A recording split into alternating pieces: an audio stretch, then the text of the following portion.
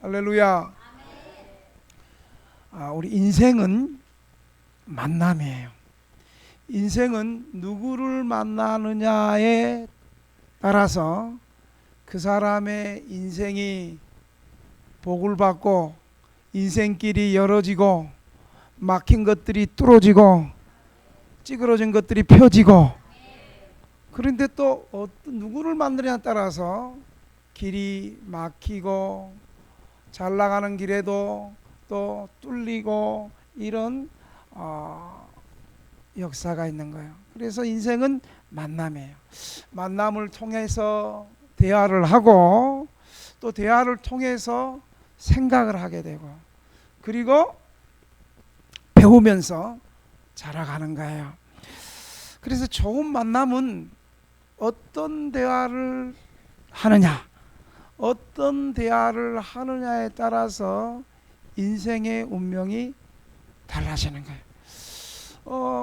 제가 우리 쪽방에 있는 우리 성도들이 얘기를 들었어요. 교도소 가가지고 사람이 더 교화되기보다는 더 나쁜 것을 배워서 온다는 거예요.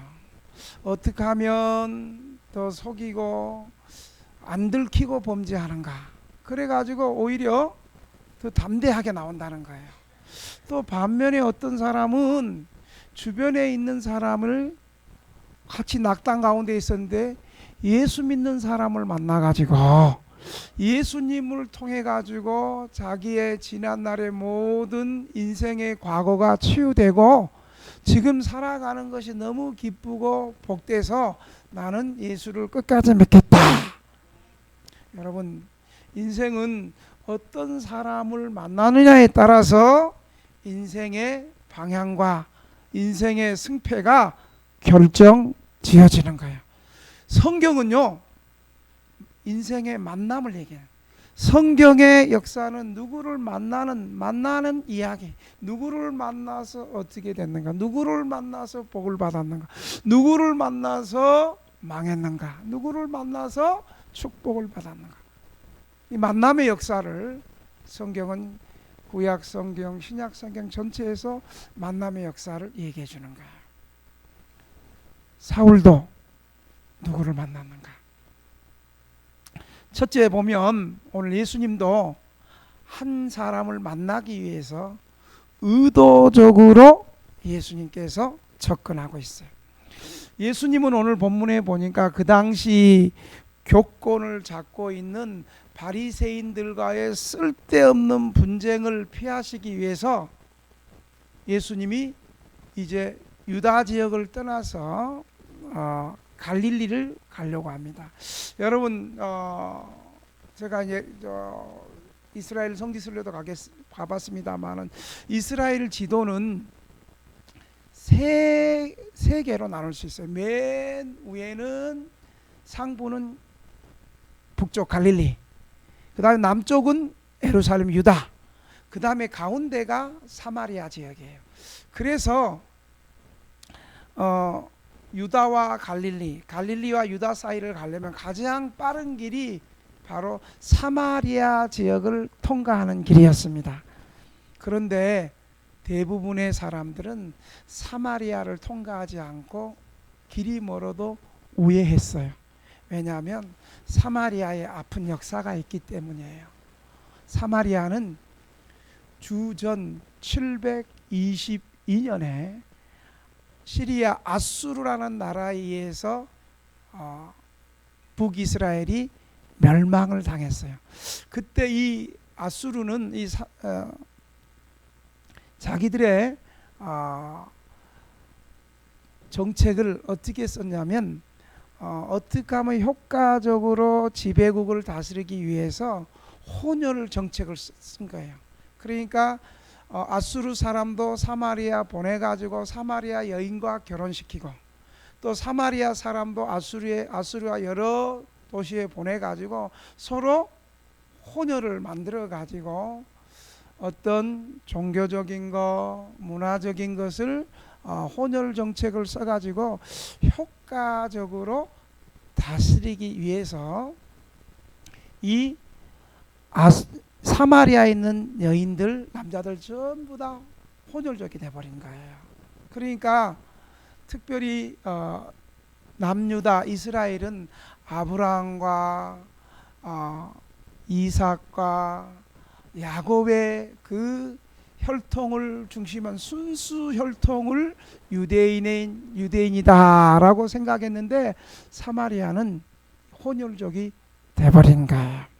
그렇게 해서 사마리아 사람하고는 상종하기도 싫어하고 오히려 이방 민족보다도 사마리아 사람들을 더 상종하지 않았던 거예요. 여러분, 이건 사마리아 잘못이 아니잖아요. 우리나라도 어땠어요? 임진왜란 때 나라가 힘이 없으니까 국력이 약해서 일본으로 끌려간 많은 여인들 있잖아요. 그래서 그 여인들이 나중에 이미 순수 혈통으로 일본 사람들하고 결혼해서 이제 때가 돼서 다시 조선으로 돌아오면 그 여자를 뭐라고 불렸어요? 환양연이라고 불렀어요. 연을 또 붙였어요. 다시 돌아온.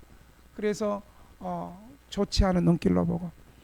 그 아마 옛날에 그렇게 일본이나 중국이나 끌려갔다 다시 돌아오는 사람들을 사는 지역을 서대문구 어느 지역에 한 동네에 그 도송에는 못 들어오고 한양 도송에는 못 들어오고 변두리 쪽에 지명은 이름 제가 좀 대기는 좀 그렇습니다만은 그 목사님 우리 교회 와서 설교도 자주 하시는 목사님인데 히읗으로 시작하는 동네가 여러분 있어요.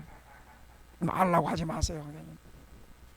이처럼 사마리아 지역, 사마리아 여인들은 당시 유대인들에게 사람 취급받지 못하는 사람이 바로 사마리아 여인이었습니다. 그런데 예수님께서는 많은 사람들이 싫어하고 만나기 싫어하고 오해를 살 수 있는 그 사마리아 지역을 우회하지 않고 의도적으로 사마리아를 통과하셨습니다. 이것은 당시 예수님 당시에는 굉장히 파격적인 사건이었습니다.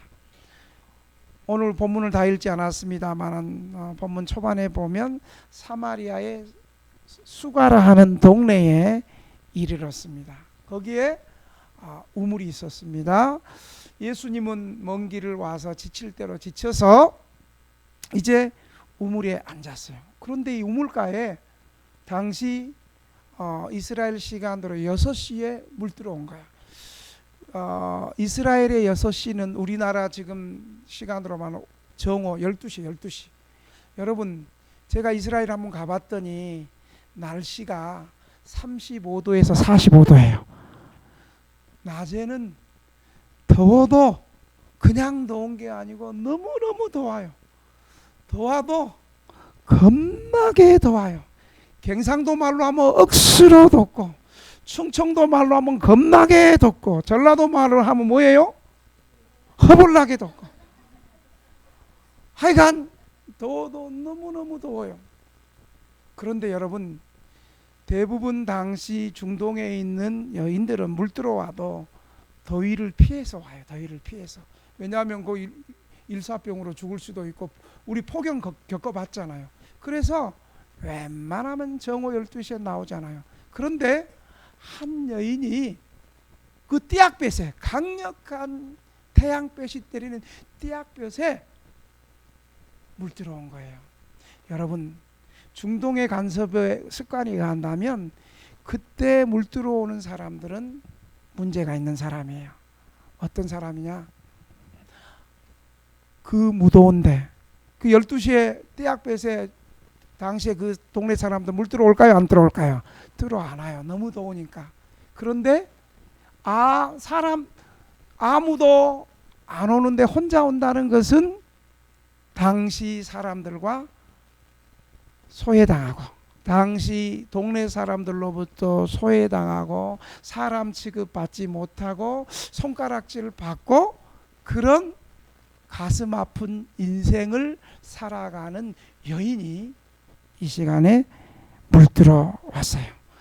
중동의 대부분의 여자들은 띠약볕이 지나고 좀 서늘할 때 그렇게 물들어 오는데 아무도 안 보는, 사람들이 아무도 안 보는데, 아무도 없는데, 누구도 내 인생에 대해서 타치할 수 없고 손가락질하는 사람이 없는 그때 물들어 왔다는 것은 인생에 누구에게도 말할 수 없는 아픔을 가지고 있는 여인이 물들어 왔다는 거예요.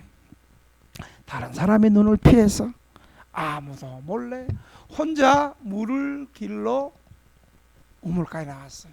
우리 예수님은 먼저 이 소외된 여인에게 물을 좀 달라, 나에게 물을 달라.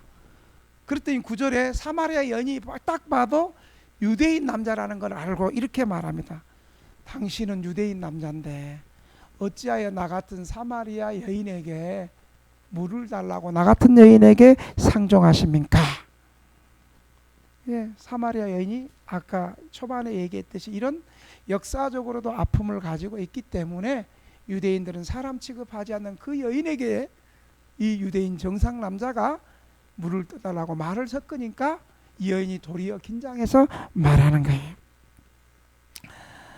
특별히 사마리아 여인은 주전 722년에 혼혈력이 되었을 뿐만 아니라 또 어떤 아픈 역사를 갖고 있냐면 남유다도 586년에 바벨로니아에 의해서 멸망을 당했어요.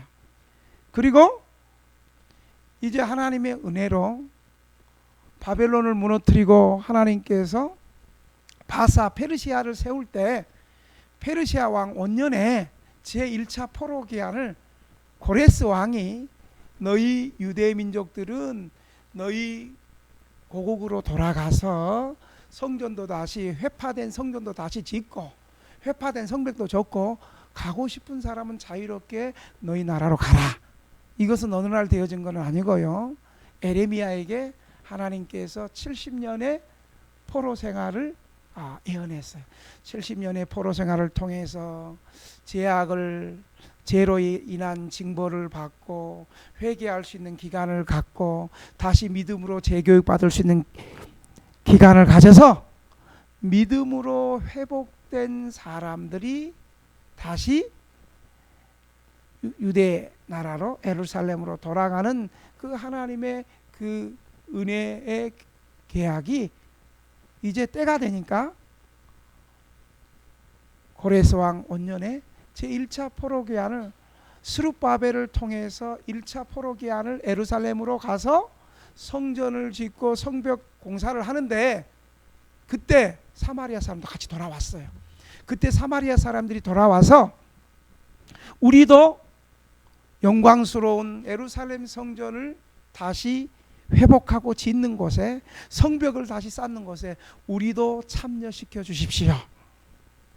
그러니까 그때 유대인들이 너희는 순수혈통을 저버린 신앙의 정체성도 버렸고 순수혈통도 버려온 니네는 더러운 족속이야. 너희들이 거룩한 성전을 짓는 일에 너희들은 참여해서 안 돼 하고 그때 사마리아 사람들이 성벽 건설하고 성전 짓는 일을 소외시켜 버렸어요. 그러니까 더 남유다와 사마리아는 갈등이 더 많이 증폭된 그런 상황이었습니다.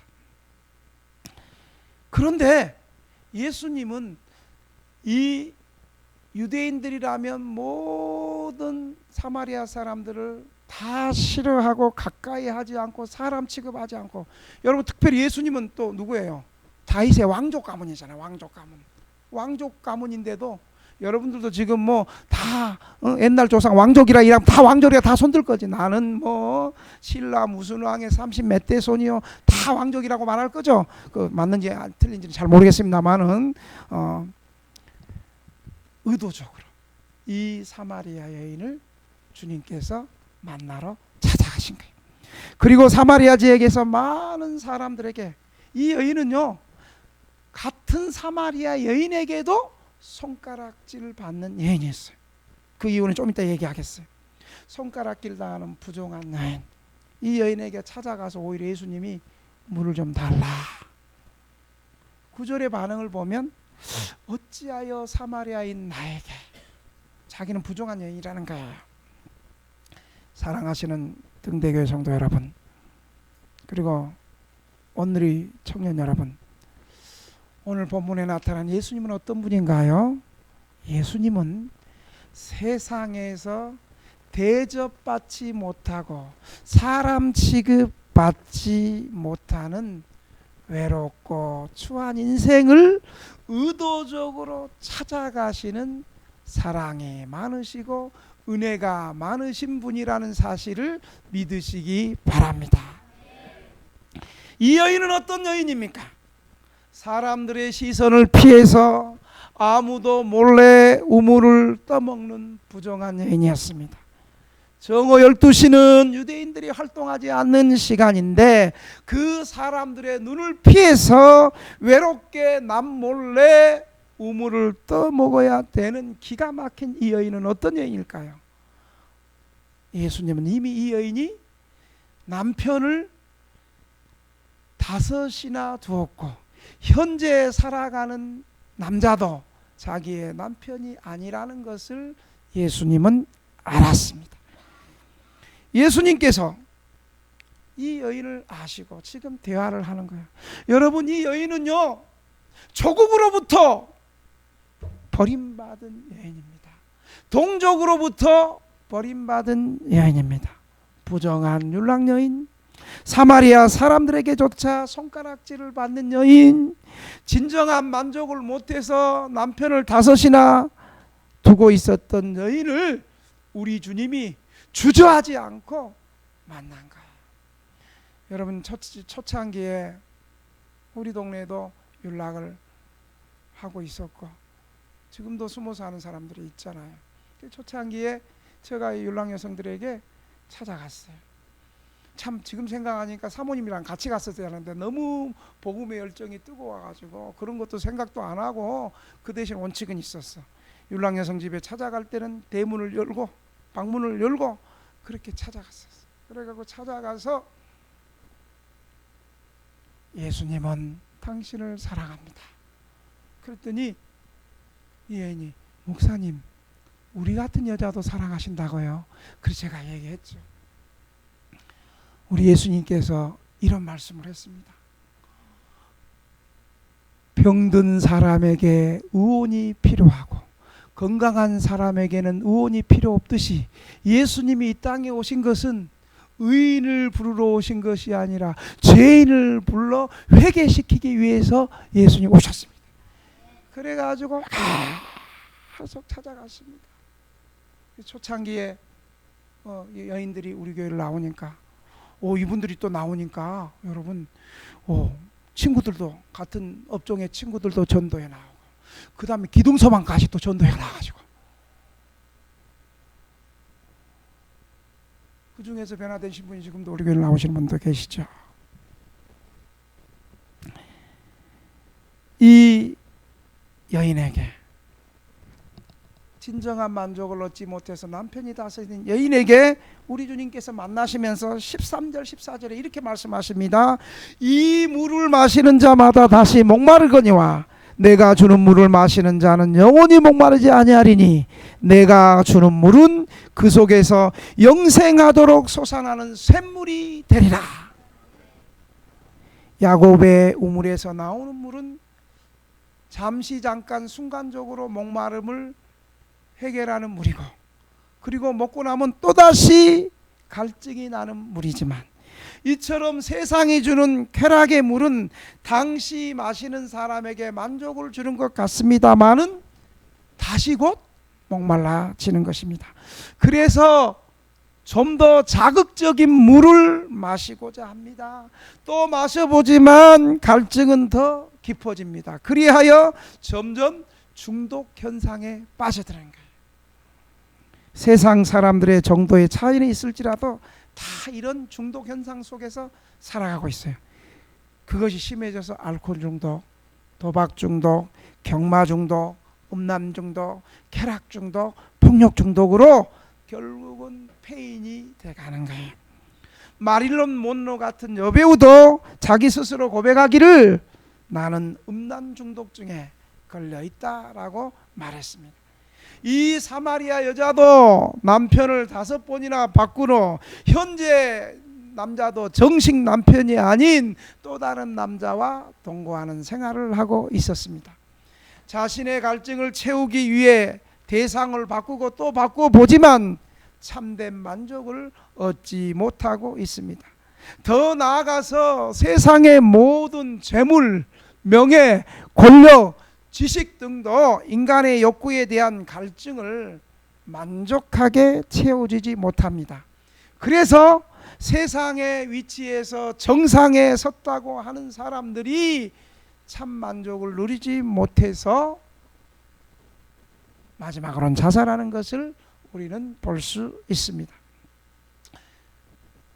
이러한 인생들에게 예수님은 영원히 목마르지 않는 생수를 주십니다. 그 생수를 한번 마시면 우리 안에 샘물이 되는 것입니다. 그래서 예수님이 주시는 물은 영원히 목마르지 않는 영생수라고 예수님께서 말씀하고 계십니다. 예수님이 주시는 물은 왜 영생수입니까? 죄와 허물을 씻으시는 물이고 더러운 인생을 깨끗하게 하시는 물이고 우리의 생명을 보존하고 영생을 주시는 영생수가 되시는 것을 여러분 믿으시기 바랍니다. 예수님은 우리 인생들에게 영원히 목마르지 않는 우리 인생의 영생수시라는 사실을 여러분 믿으시기 바랍니다. 그래서 아무리 흉악한 큰 죄인이라도 더럽고 부정한 사람이라도 참 만족을 누리지 못하는 사람이라도 예수님 앞에 나오면 모든 인생의 문제를 깨끗하게 씻겨주는 참 만족을 주시는 영생수라는 사실을 믿으시기 바랍니다. 내 주의 보혈은 정하고 정하다 내 정케하신 주 날로라 하신다 내가 주께로 지금 가오니 십자가의 보혈로 날 씻어주소서. 2절 약하고 추해도 주께로 나가면 힘 주시고 내 추함을 씻어주시네 내가 주께로 지금 가오니 십자가의 보혈로 날 씻어주소서. 예수님께서 자신을 영생수라고 말씀하시자 15절에 이 여인은 물을 달라고 합니다. 오늘의 그리스도인에게는 이런 절실한 절규가 없습니다. 이것이 현대교회와 우리 교회의 비극인 것입니다. 예수님의 이 말을 들은 이 여인은 예수님에게 이 생수를 나에게 달라고 했습니다. 이 말을 듣고 예수님은 뜬금없이 내 남편을 데리고 와라 말씀하십니다. 이것은 이 여인에게 참 생수를 주시려는 예수님의 목적과 의도가 있음을 알 수 있습니다. 예수님은 이 여인에게 죄책감과 죄의식을 자극시켜 영혼의 갈증을 일깨우시려고 하시는 것입니다. 여인의 반응을 보십시오. 남편이 없다, 남편이 없습니다라고 방어 자세를 취하고 있습니다. 자신의 죄를 고백할 준비가 되어 있지 않기 때문입니다. 자신의 가면을 벗어 던질 것을 거부하고 있습니다. 얼마 동안은 구원받지 않으려고 지금 길을 쓰고 있는 것입니다.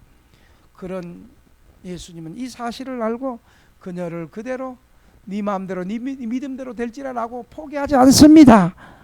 이 여인을 구원하시기 위해서 의도적으로 찾아오신 주님은 처음 시작하신 구원의 일을 끝까지 행하시는 분이라는 사실을 믿으시기 바랍니다.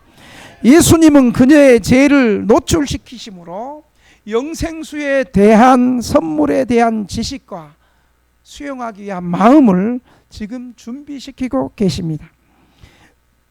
이 여인이 죄악을 많은 사람들 앞에서 예수님께서 공개적으로 밝혀서 이 여인을 매장시키는 의도가 없었습니다. 그래서 제자들이 먹을 것이 떨어져서 동네에 먹을 것을 사러 가겠다는 그 틈을 타서 제자들이 없고 예수님과 이 여인 간에 아무도 없는 1대1의 관계 속에서, 인격적인 관계 속에서 이 여인에게 예수님 자신이 영생수의 메시아됨과 이 여인의 아픈 과거를 치유하시려는 주님의 사랑의 동기를 우리는 본문을 통해서 엿볼 수 있는 것입니다.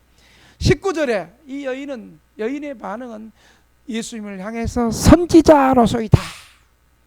이제야 예수께서 그녀의 불륜 지적을 거부하지 않고 자신의 죄책을 인정합니다.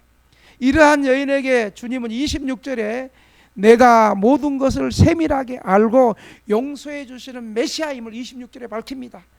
내가 말하는 내가 그러다, 바로 내가 메시아다 라고 예수님은 말씀하십니다. 두 번째로 예수님이 영생의 생수인 것을 안 여인은 이제 예배에 관한 질문을 합니다. 여러분, 구원받고 거듭난 사람들은 예배에 대한 관심을 갖습니다. 어떻게 예배 드려야 됩니까? 어떻게 말씀을 드려야 됩니까? 어떻게 기도해야 됩니까? 어떻게 헌금해야 됩니까? 구원받은 사람은요, 이런 예배에 대한 관심과 질문이 나오게 되는 것입니다. 이 여인은 예배를 어디서 드리는 것이 성서적이고 이스라엘의 전통에 맞는 것인가 질문합니다. 사람들은 예배 드리는데 특정한 장소를 생각합니다. 물론 그것도 중요하죠. 중요한 것은 특정한 장소에 나오는 것도 중요하고, 더 중요한 것은 예배를 드리는 마음의 태도, 자세가 중요하다고 예수님은 말씀하십니다. 그래서 예수님께서는 24절에 하나님은 영이시니 예배하는 자는 영과 진리로 예배할지라. 하나님은 영이시니 예배하는 사람은 영과 진리, 성령과 진리로 예배할지리라. 즉 예배를 어떻게 드려야 되느냐? 와, 이번 주 본죽에서 나와서 본죽 나온대. 와, 이번 주는 이제 다음 주에서 수련회 오니까 그때 수련회 간대. 이런 인간적인 동기로 예배 드리는 것이 아니라 예배는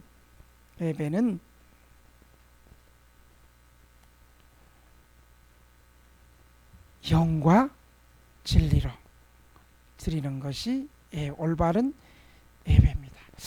예배를 영과 진리로 드리는 것이 예수님의 관심사인데, 오늘도 우리 성도들이 이렇게 많이 나왔습니다만은 이 가운데 예배 드릴 때 정말 성령과 진리로 드리는 예배를, 그 한 사람을 예수님은 찾고 계신다는 사실입니다.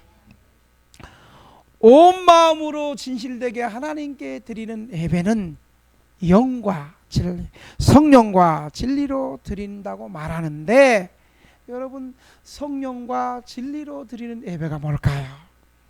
여러분, 진리는 요한복음 14장 6절에 우리 집사님도 아까 기도할 때 그렇게 기도했죠. 예수님께서 이르시되 내가 곧 길이요 진리요 생명이니. 예수님이 뭐라고요? 길이요 진리요 생명이. 예수님이 진리라는 거예요. 예수님이 천국으로 가는, 하나님께로 인도하는 진리 자체가 예수님이라는 거예요.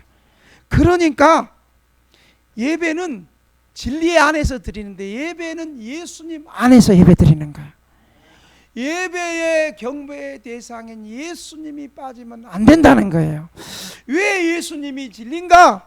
예수님이 십자가에서 죽으심으로 우리가 하나님 앞에 나아갈 수 있는 길을 예수님께서 열어주셨습니다. 십자가의 은혜로 진리 안에서 용서를 경험하고 우리의 모든 죄가 예수님의 십자가의 은혜 가운데 용서함을 경험하고 회개하고 정결케 드리는 예배가 바로 진리 안에서 드리는 예배라는 것을 말해주고 있습니다. 바클레이 교수는 영과 진리로 드리는 예배를 주석하기를 두 가지로 말했습니다. 영과 진리로 예배 드린다는 것은 하나님 앞에서 차별 없이 드리는 예배라는 거예요. 인종이나 성별이나 신분의 차이가 있어서는 안 된다는 거예요. 여러분, 미국에 가면 죄송합니다. 미국이 우리 도와준 게 많은데 미국에 가면 백인들끼리만 드리는 예배가 있잖아요. 흑인들 들어가면 안 되잖아요. 우리도 옛날에 뭐 연예인 교회, 체육인 교회, 뭐 노동자 교회, 물론 그 목적은 있죠. 연예인들이 정말 스트레스 많고 그 고통이 많으니까 그런 사람 전도하다 보니까 당연히 연예인들만 모이게 됐고, 역시 체육인들 역시 메달 따기 위해서 스트레스 많으니까 어떻게 하다 보니까 체육인들이 많이 와서 그렇게 했는데, 그렇게만 모이는 것은 안 된다는 것이죠. 뭐 노동자 교회, 우리 노동자만, 여러분 교회 안에 노동자만 있어야 됩니까? 사장도 있어야 되고, 높은 권력에 있는 사람도 있고, 가난한 사람도 있고, 배운 사람도 있고, 배우지 못한 사람도 있고, 많이 가진 사람도 있고, 적게 가진 사람도 있고, 의인도 있고, 죄인도 있고, 이 모든 것을 예수님께서 그리스도의 십자가의 보혈로 다 용서해주고 하나님과 하나로 만들어주는 게 교회 아닌가요? 그래서 바클레이 교수는 영과 진리로 드리는 예배를 차별 없이 드리는 예배다. 그 다음 두 번째로 영과 진리로 드리는 예배를, 이게 이제 한국교회가, 우리 교회나 한국교회가 중요해요. 사랑과 공의를 실천하면서 하나님과 동행하는 삶. 이것은 미가 선지자가 얘기했어요. 미가서 6장에 보면, 여러분 아세요? 이사야 선지자나 아모스 선지자나 호세아 선지자나 구약 시대의 선지자들의 메시지가 두 가지예요. 하나는 생수의 근원이신 하나님을 버린 것, 우상 숭배한 것. 두 번째는 뭔지 아세요? 부자들이 가난한 고아가부 나그네를 착취하고 가난한 사람을 억압한 그 죄악을 굉장히 하나님이 노하시는 거예요. 그래서 영과 진리로 드리는 예배를 바클레이 교수는 차별 없는 예배와 동시에 사랑과 공의를 행하면서 하나님과 동행하는 삶. 여러분 말로만 예수 믿으세요? 당장 고난받고 고통당하는 사람이 있는데 말로만 예수 믿으세요? 기도할게요? 여러분 기도한다는 건 뭐예요? 지금 당하는 그 사람의 고통과 현실 가운데 돌아보고 도와주고 그 문제 속에 같이 도와주면서 같이 또 인간적으로 구제로서만 다 구원받는 것이 아니죠. 그가 성령 받고 주님 믿을 수 있도록 기도하고 그런 거 아니겠어요? 그래서 야고보 사도는 하나님 아버지 앞에서 더러움이 없는 진실된 정결을 경건에 대해서 말할 때 환난 중에서 과와 과부를 돌아보고 또 자신을 지켜 새 속에 물들지 않는 것이라는 거예요. 여러분 환난 당하는 가난한 사람들을 돌아본다는 것은 기도할게요 말로 때우는 게 아니고 실제로 물질이 부족하면 물질을, 몸이 아프면 병원도 데려가고 필요한 일거리가 있으면 그렇게 하고, 그리고 나는 다 했다 그게 끝나는 게 아니에요. 새 속에 물들지 않기 위해서 기도하는 거예요. 어떤 사람은 예배 안 드리고 그냥 구제하고 남 도와주면 그게 예배래. 그게 아니에요. 사랑과 공의와 하나님과 동행하는 삶이, 여러분 이것이 영과 진리로 드리는 예배인 것이요. 여러분 마지막으로 이 여인의 태도를 보십시오. 이 여인은 그가 갖고 있던 물 두고 가던 이 야곱의 우물 물덩이를 던져버리고 이 메시아 예수님을 만났으니까 어때요? 와 보라 내가 그리스도를 만났다.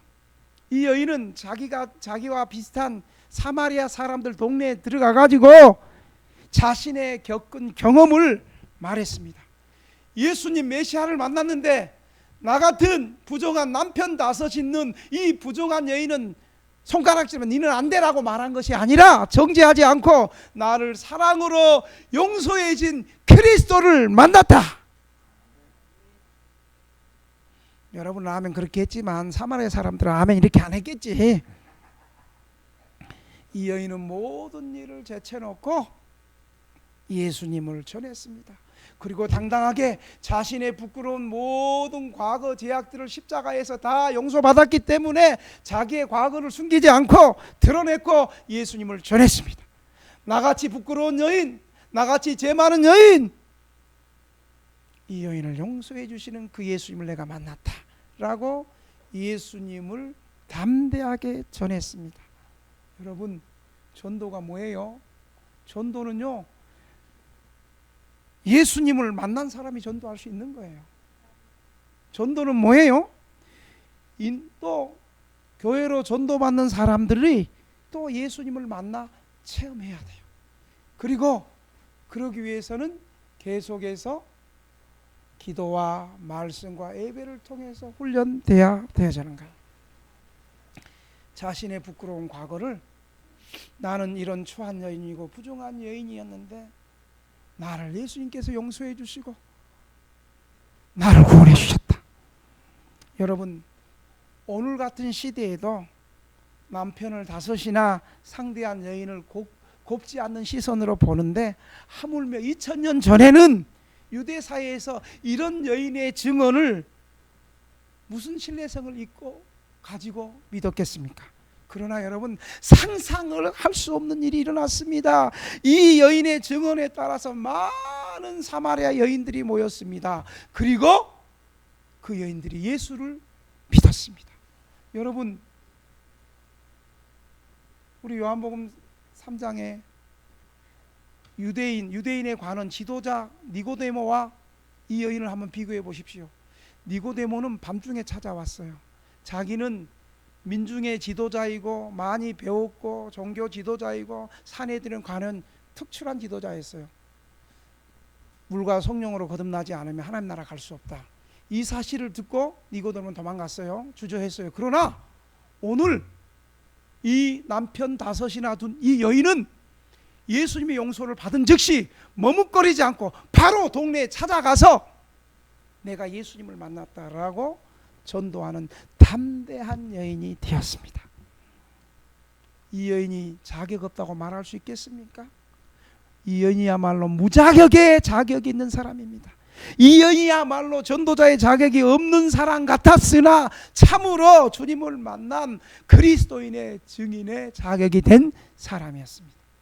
오늘날 한국교회가 필요로 하는 그리스도의 증인은 어떤 사람입니까? 바로 이 여인처럼 자신의 과거를 숨기지 않고 예수님을 만난 자신의 예수님을 경험하고 예수님의 임재를 경험한 그 경험을 가지고 증거하는 사람이 바로 필요한 시대가 아니겠습니까? 39절에 수많은 사마리아 여인들이 예수를 믿었습니다.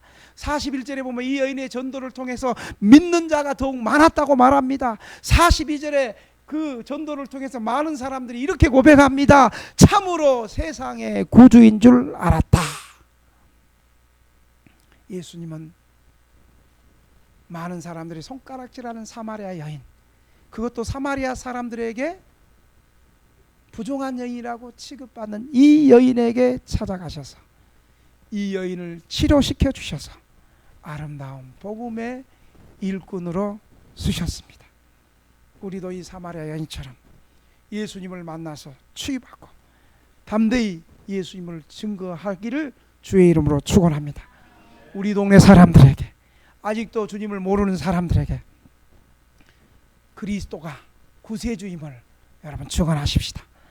사마리아 여인을 들어서 복음의 놀라운 증인으로 쓰신 것처럼 우리도 예수님 만나면 우리의 죄악과 과거의 상처가 다 치료받아서 하나님 앞에 귀하고 존귀한 일꾼으로 쓰임받을 수 있다는 사실을 여러분 믿으시기 바랍니다.